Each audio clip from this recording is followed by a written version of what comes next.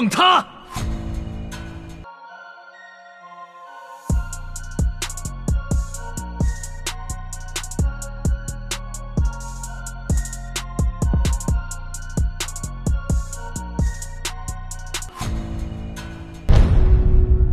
Sun Yue yang merasa panas tentu ia akan melanjutkan perseteruan dengan Yun He dan tetap berniat untuk membunuh mereka semua agar rahasianya tetap aman. Yun He yang mempunyai motif dan tujuan lain, ia mencoba untuk menjelaskan dan menunjukkan tempat rahasia di balik lembah Wanhua. Sesampainya di tempat tersebut, Sun Yue merasakan udara yang amat dingin. Disinilah Yun He menjelaskan di hadapan Sun Yue dan yang lain, di mana tempat ini merupakan tempat mistis yang sengaja disembunyikan oleh sang tetua guru sebagai tempat hukuman bagi para pelatih roh yang membangkang pada dirinya. Tak hanya itu, Yun He juga memberitahu akan tanda segel es yang diberi sang tetua guru pada setiap pelatih roh, di mana segel tersebut bukan hanya sebagai arti kesetiaan para pelatih roh, namun juga segel kematian. Disebut segel kematian dikarenakan segel tersebut mampu membekukan darah, memblokir semua kekuatan spiritual yang akan berujung pada kematian. Sun Yue sebagai komandan dan pelatih roh terkuat di lembah Wanhua tentu ia tak mudah percaya akan perkataan Yun He yang baru terucap, dikarenakan Sun Yue lebih mengenal akan jati diri sang tetua guru terlebih dahulu dibandingkan Yun He. Bahkan ia juga berhutang budi karena dibesarkan dan dididik olehnya. Yun He yang tak ingin banyak bacot, ia menyuruh Sun Yue untuk mencoba mengeluarkan kekuatan spiritual agar bisa melepaskan dan menghapus segel kematian yang berada di punggungnya.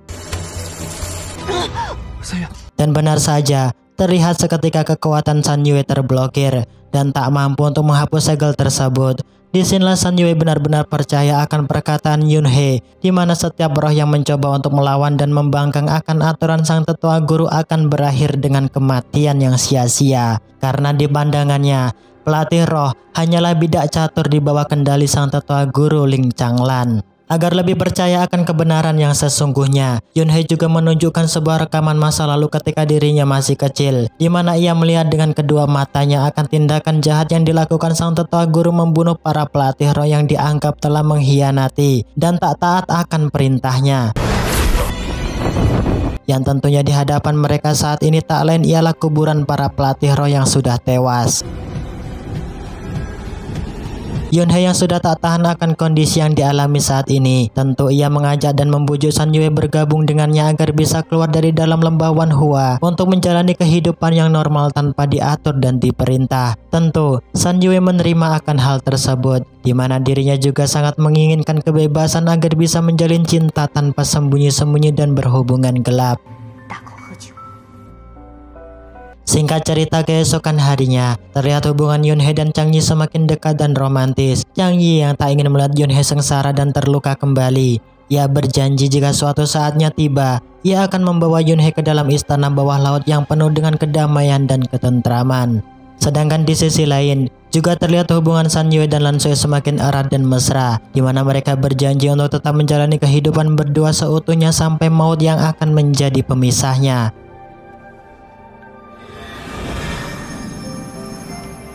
Akan tetapi tindakan yang mereka lakukan diam-diam diketahui oleh salah satu murid penjaga dan melaporkannya pada Nona Suyu akan keganjilan yang terjadi 3 hari terakhir di dalam goa penobatan. Akan tindakan rahasia yang dilakukan oleh Yun He. Nona Suyu mendengarkan akan hal tersebut, ia segera memberitahu Hawking akan tindakan rahasia yang dilakukan oleh Yun He. Tanpa butuh waktu yang lama, sang asisten tetua guru King Sun mengumpulkan mereka semua di dalam aula Ling Feng. Karena tak ingin berlama-lama, sang asisten King Sun memberitahu dan mengingatkan mereka semua bahwa hukuman terbesar dan terberat lembah Wanhua, yakni menjalani asmara satu sama lain antara pelatih roh dan pelayan roh yang dipilih dari alam bumi. Sebab itulah King Sun mengumpulkan mereka karena usai mendapatkan laporan dari Tuan Muda Hawking akan kejadian ganjil yang mengarah ke hati dan perasaan cinta. Karena sebuah larangan, tentu sang asisten akan menguji dan mengukur hati perasaan mereka lewat cermin Dewi Abadi, di mana cermin tersebut mampu menunjukkan dan membuktikan perasaan seseorang hanya cukup dengan setetes darah. Secara alami, jika mereka mempunyai perasaan cinta, maka tetesan darah tersebut akan menyatu dengan sendirinya. Mendengarkan akan hal tersebut, tentu Yun He sangat resah karena keberadaan Sun Yue dan Lan Sui sedang tak baik-baik saja. Lan Sui yang tak ingin kekasihnya dalam bahaya, ia berniat untuk meninggalkan tempat tersebut dan menganggap bahwa dirinya tak pantas berada di dalam lembah Wanhua. Namun, langkah kepergiannya dihentikan oleh King Sun. Melihat Hawking terluka, King Sun memutuskan untuk mengundur pengujian darah keesokan harinya dan menyuruh para pasukan untuk membawa Lin Sun ke dalam goa pengasingan. Nona Luo yang tak ingin melihat Yunhei dalam bahaya, ia berusaha keras membaca buku spiritual kuno agar bisa menemukan petunjuk agar bisa menggagalkan ujian tetesan darah esok hari. San Yue yang khawatir akan keadaan Lin Sun, ia mencoba untuk mencarinya di dalam goa hukuman. Di waktu bersamaan, ia dikejutkan dengan kemunculan Nona Suyu. Tujuan Nona Suyu datang menghampiri San Yue, tak lain untuk mengajaknya kerjasama menjebak Yunhei untuk menghancurkan cermin abadi di dalam kuil agar Yunhei dihukum berat. Nona Suyu juga mengatakan bahwa ia akan menjamin dan memastikan keadaan Lin Sun tetap baik-baik saja di dalam gua hukuman. Tanpa waktu lama, San Yue menghampiri Yunhei di dalam kamar. Disinilah ia mengajaknya untuk segera menghancurkan cermin abadi agar kejahatan yang mereka lakukan tak bisa untuk diungkapkan. Dan benar saja, terlihat dengan senyap mereka memasuki tempat keberadaan cermin abadi disimpan. Tanpa pikir lama, Yunhei menjatuhkan cermin tersebut. Dan di waktu bersamaan pula, King Sun dan yang lainnya datang di dalam kuil. Dengan akal bulus, San Yue berhasil membalikkan fakta memojokkan Yunhei agar dirinya tak disalahkan. King Sun yang melihat akan kenyataan tersebut tentu ia akan menghukum kesalahan Yunhei dengan seberat-beratnya. Yunhei yang dari awal terkenal akan kehebatan taktik rahasia, ia menunjukkan kembali cermin abadi di hadapan King Sun yang masih utuh dan sempurna. Tak sebatas itu, Yunhei juga menggertak King Sun untuk segera memulai ritual agar terlihat dan terbukti siapa pelatih roh yang mempunyai perasaan cinta pada penjaga rohnya. Mendengarkan akan hal tersebut, King Sun menyuruh pasukannya untuk mengambil sampel darah Chang Yi di dalam gua. Dengan rasa penuh percaya diri, Yunhei membuktikan di hadapan mereka semua bahwa darah miliknya dan darah Chang Yi tidaklah bersatu, yang berarti ia tak mempunyai perasaan cinta padanya. Nona Suyu tentu sangat terkejut melihat hal tersebut. Ia mengatakan di hadapan King Sun bahwa San Yue dan Yunhei sudah merencanakan sesuatu sebelum semuanya terjadi. Karena tak ada bukti tentu perkataan Nona Suyu dianggap selayaknya anjing gila yang menggonggong-gonggong di atas bukit. Tak sebatas itu, Yunhei juga memanggil Xiao Xing untuk membawa masuk Lan Sui agar diuji kebenaran akan perasaannya. Dengan rasa pede, Lan Sui meneteskan darahnya di atas cermin abadi. Dan benar saja, uji perasaan mereka lolos yang terbukti bahwa darah mereka tak bersatu. Melihat permainan dan sandiwara tentu membuat geram Nona Suyu dan Hawking, di mana ia mengatakan di hadapan King Sun bahwa hal tersebut merupakan uji palsu. Yunhei yang tak ingin menyia-nyiakan kesempatan, ia mengatakan di hadapan King Sun untuk menguji darah Hawking dan pelayannya. Namun, seketika Nona Suyu melesatkan serangannya ke arah Yunhei yang membuat cermin abadi pecah dan hancur. Meskipun demikian, Yunhei tak akan menyia-nyiakan kesempatan tersebut agar bisa membuktikan ucapan mereka yang menilai bahwa cermin abadi tersebut palsu. Dan benar saja, darah mereka seketika menyatu yang membuktikan bahwa Nona Suyu menaruh cinta dan perasaan secara sembunyi-sembunyi pada tuannya. King Sun yang melihat akan kenyataan tersebut, yang memerintahkan pasukan untuk membawa Nona Suyu ke dalam gua pengasingan sampai sang tetua guru kembali untuk dihukum mati. Sesampainya di dalam gua, terlihat Nona Suyu sangat sedih karena tak bisa melayani dan membantu Tuan Muda Hawking sepenuhnya. Bahkan rencananya berulang kali gagal untuk mengalahkan Yunhei. Nona Suyu yang tak ingin dirinya mati sia-sia, ia memutuskan untuk membalaskan dendam atas rasa sakit yang diderita selama ini. Yang tentunya ia lebih memilih mati terhormat daripada mati dilaknat. Yunhei yang merasa iba, ia kembali menghampiri Hawking di tempat pengasingannya. Disinilah Yunhei mengatakan yang sesungguhnya di hadapan Hawking. Apa yang kau tabur itulah yang kau panen. Tak akan ada asap jika tak dipancing dengan api. Tak ada kopi jika belum dibeli di warung Mbok Darmi.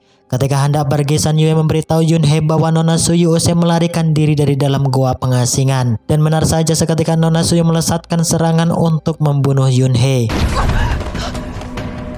Tuan Muda Hawking yang tak ingin Yunhei celaka dan mati. Dengan kemampuannya, ia berhasil menghempaskan serangan pelayannya. Disinilah Tuan Muda Hawking mengakhiri hidup Nona Suyu dengan keji. Di mana sebelumnya ia pernah mengatakan untuk tak ikut campur dalam urusan pribadinya demi mencelakai Yunhei. Melihat akan tragedi yang usai terjadi, Sun Yue mengingatkan Yun He untuk tetap selalu waspada akan kepribadian Hawking yang menilai di masa depan Hawking akan menjadi sosok orang yang amat membahayakan. Singkat cerita, malam harinya terlihat Yun He menghampiri Lan Sui di dalam rumah peristirahatan. Disinilah mereka merencanakan sesuatu untuk mengambil obat penawar agar terbebas dan terlepas dari segala mantra kematian yang dipasang oleh sang tetua guru. Di waktu bersamaan, Sun Yue juga datang di tempat tersebut, di mana ia sangat tak menyukai adanya kerjasama di atas kerjasama jika dirinya tak dilibatkan untuk ikut berparti.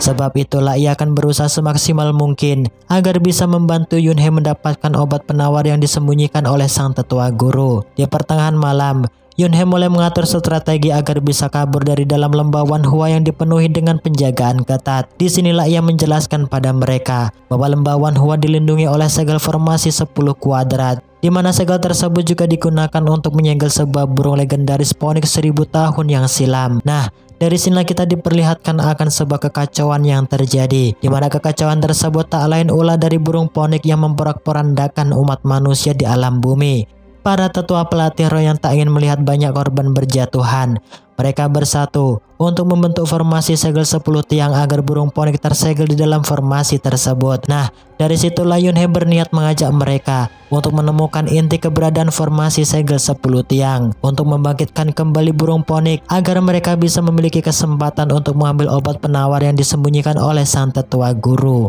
Di sini Lin Sui menawarkan dirinya dan bersedia untuk membuat pengalihan agar Yun He dan Sun Yue bisa menemukan persembunyian obat penawar tersebut. Tentu, strategi dan perbuatan mereka sangatlah membahayakan. Jika mereka gagal, maka hukuman matilah yang akan menyiksa mereka semua. Lan Sui yang tak ingin gagal dan melihat kekasihnya terus-terusan diperbudak oleh kekejaman sang tetua guru, ia berusaha dengan semaksimal mungkin agar bisa melacak dan menemukan inti segel 10 tiang yang tersembunyi. Tak hanya itu, ia juga memasukkan obat bius di dalam makanan Sun Yue agar tindakan yang dilakukan tak membahayakan dan melibatkan Sun Yue jika dirinya tertangkap basah. Karena seorang roh kucing gunung, tentu Lan Sui mempunyai kelebihan tersendiri, di mana dengan sangat mudah ia berhasil menemukan dan melacak keberadaan segel inti 10 tiang yang tersembunyi.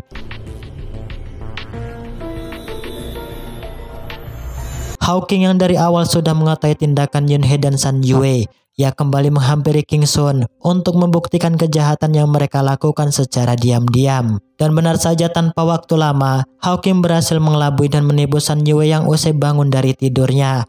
Tak sebatas itu, terlihat Lan Sui juga berhasil dijebak sang asisten King Sun di depan gua pengasingan. Di saat inilah mereka tertangkap basah telah melakukan kejahatan terbesar di dalam lembah Wan Hua, menjalin hubungan dengan sembunyi-sembunyi. Tak berselang lama, Hawking menghampiri Yun He di dalam gua yang sedang bermesraan bersama Cheng Yi. Disinilah ia memberitahu padanya untuk datang di dalam aula Ling Feng, menyaksikan Sun Yue dan Lan Sui yang akan dihukum karena melanggar aturan lembah. Setibanya di dalam aula, Yun He meminta Hawking untuk tak gegabah memutuskan hukuman pada mereka dan menyuruhnya untuk menunggu sang tetua guru sampai selesai melakukan meditasi. Hawking yang mempunyai kewenangan, tentu ia membantah keinginan Yun He karena dirinya lah yang akan menghukum Sun Yue dan Lin Sui atas perintah asisten King Sun, di mana dirinya akan menghapus dan menghancurkan inti kekuatan spiritual mereka dan mengusirnya untuk pergi dari lembah Wan Hua. Yun He tentu sangat terkejut mendengarkan ucapan Hawking, karena ia tak mempunyai kekuatan dan kekuasaan untuk menghentikan Hawking. Di saat kondisi terdesak, Sun Yue memilih untuk melawan dan melesatkan serangannya. Karena tak mempunyai pilihan lain, Lin Sui mengatakan bahwa ia akan menghancurkan lembah Wan Hua saat ini juga. Dan benar saja, Lin Sui mengaktifkan segel inti 10 tiang untuk membangkitkan kembali burung Phoenix yang tersegel selama ribuan tahun. Tentu, ia mengorbankan dirinya agar bisa menyelamatkan pujaan hatinya.